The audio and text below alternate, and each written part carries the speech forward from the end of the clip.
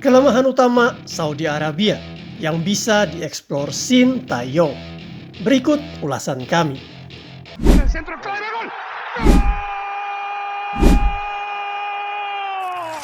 Football Universe. Di manakah letak kelemahan Saudi Arabia yang bisa dimanfaatkan Indonesia? Pertanyaan ini tak hanya ada di benak Shin Tae-yong, tetapi juga di benak kita semua fans Garuda yang ingin tim kesayangan kita menang atas Saudi Arabia. Tentunya Coach Shin dan tim sudah melihat semua pertandingan Arab Saudi akhir-akhir ini dan mempelajarinya dengan sangat detail. Kelemahan tim Green Falcon juga pasti sudah dipelajari mereka. Hanya saja memang tak diberitahu ke publik karena akan jadi rahasia Coach Shin dan tim untuk bisa mengeksplor sisi lemah tersebut. Tetapi kali ini kami akan coba buat analisa versi kami. Dan semoga yang kami detailkan ini sesuai dengan yang Coach Shin dan tim perkirakan juga. Timnas Arab Saudi adalah salah satu tim Asia yang cukup powerful. Mereka adalah peserta Piala Dunia di 4 turnamen terakhir. Jadi bisa dibilang mereka adalah langganan tetap. Dari segi mental mereka sudah pasti memiliki keuntungan ini, yaitu percaya diri yang lebih karena sering main di Piala Dunia. Untuk hal ini mereka diunggulkan atas Indonesia, dan pemain-pemain mereka pun selalu diingatkan akan keberhasilan generasi-generasi Arab sebelumnya yang selalu dapat memicu semangat juang mereka. Dari segi teknik, pemain-pemain Arab Saudi agak sedikit lebih unggul dari pemain-pemain Indonesia karena mereka bermain bersama bintang-bintang besar di liganya. Meskipun sebagian besar pemain Arab Saudi hanya bermain di liga lokal, tetapi kualitas liga mereka beberapa waktu terakhir meningkat drastis karena banyak sekali bintang-bintang dunia yang bermain di sana. Hal ini tentu saja berdampak sangat positif bagi perkembangan teknik pemain-pemain Arab Saudi. Dari beberapa pertandingan terakhir mereka terlihat kualitas passing, dribbling, shooting, serta heading mereka sangat baik. Beberapa pemain bahkan memiliki kualitas yang sudah kelas dunia. Hal ini akan menjadi pembeda dan perlu diwaspadai para pemain Indonesia. Meskipun demikian, timnas Indonesia juga memiliki gap teknik yang tak terlalu jauh dari Arab Saudi, karena kita memiliki 14 pemain abroad yang dari segi teknik juga cukup baik. Jika dari sisi mental dan teknik Arab Saudi mengungguli Indonesia, hal ini lain cerita dengan dua sisi lagi, yaitu sisi fisik dan sisi taktik. Dari sisi fisik bisa dikatakan skuad Garuda unggul, karena usia rata-rata skuad Garuda adalah 22 tahun. Sementara itu, para pemain bintang Arab Saudi yang dulu pernah mengalahkan Argentina di Piala Dunia 2022 berada di kisaran usia 31 tahun. Hal ini tentu berdampak bagi ketahanan fisik mereka. Mungkin di babak pertama mereka masih bisa berlari dengan lincah dan memiliki stamina penuh, tetapi lain cerita di babak kedua karena pasti ada penurunan yang signifikan. Hal ini yang perlu dieksplor Coach Shin Tae-yong dan skuad Garuda, karena saat ini rata-rata pemain Indonesia memiliki ketahanan fisik yang sangat prima. Mereka mampu bermain 90 menit dengan powerful dan mampu menekan lawan dengan konsisten.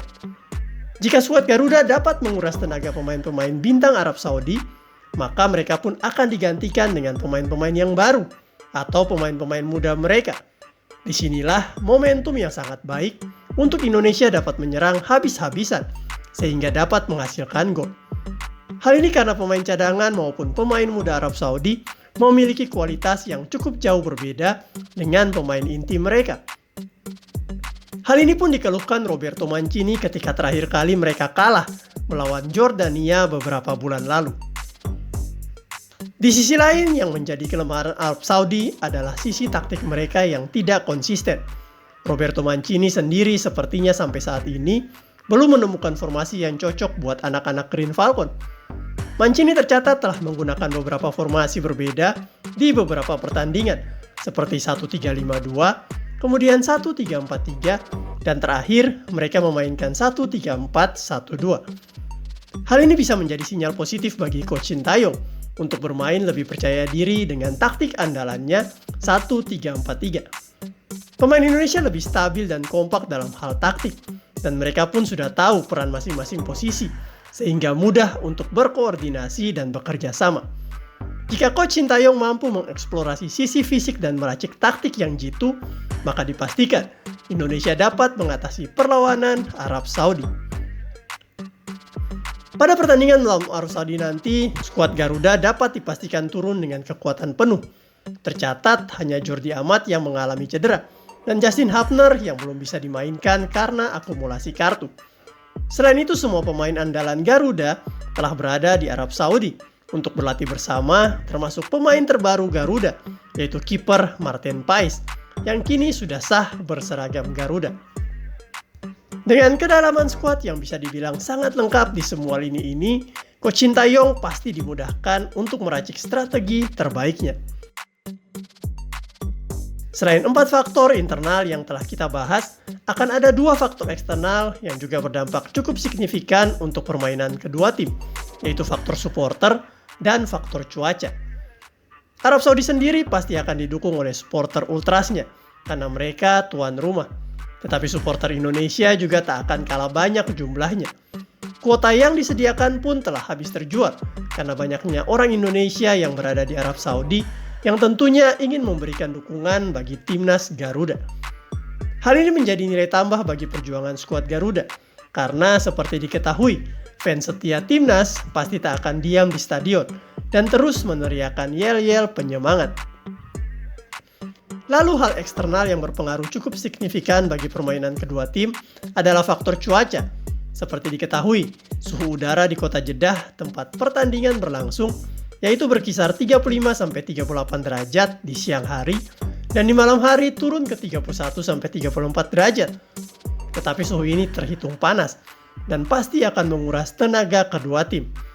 Masing-masing pelatih harus benar-benar menerapkan strategi yang pas, agar pemainnya tidak cepat kelelahan. Tim dengan stamina yang prima akan dapat mendominasi permainan. Secara keseluruhan, Arab Saudi memang masih diunggulkan untuk dapat memenangkan pertandingan ini. Hal tersebut karena mereka adalah tuan rumah, juga adalah tim langganan Piala Dunia yang secara mental dan teknik di atas Indonesia. Tetapi bukan berarti mereka tanpa kelemahan, karena faktor pemain-pemainnya yang telah berusia tua atau rata-rata 31 tahun dapat dimanfaatkan Indonesia dengan strategi yang tepat dari Coach Sintayong. Skuad Merah Putih juga diuntungkan dengan kabar terbaru menjelang laga ini berlangsung, yaitu kiper Martin Paes ternyata dapat diturunkan. Kita belum tahu pasti bagaimana pihak PSSI melobi FIFA agar Martin Paes dapat bermain, tetapi sepertinya Pak Erick Thohir melakukan pendekatan khusus agar kasus Martin Paes ini dapat terselesaikan dan dia bisa diturunkan di laga ini. Hal tersebut akan membuat pertahanan Indonesia semakin kokoh dan sulit ditembus Arab Saudi. Dan semoga timnas semakin percaya diri serta dapat mengalahkan Arab Saudi di kandang mereka. Jika timnas Garuda mampu memenangkan pertandingan ini, akan menjadi sejarah baru lagi. Karena selama pertemuan dengan Arab Saudi, kita belum pernah menang. Kita paling mampu cuma menahan imbang mereka. Selain itu, kemenangan akan menambah kepercayaan diri para pemain untuk menghadapi lawan berat selanjutnya, yaitu Australia di Jakarta. Semoga semua penggawa Garuda dapat tampil maksimal dan menunjukkan semangat juang tinggi untuk memenangkan pertandingan ini. Doa dan harapan kami menyertai kalian di sana. Maju terus Garuda, bikin malu Arab Saudi. Vamos!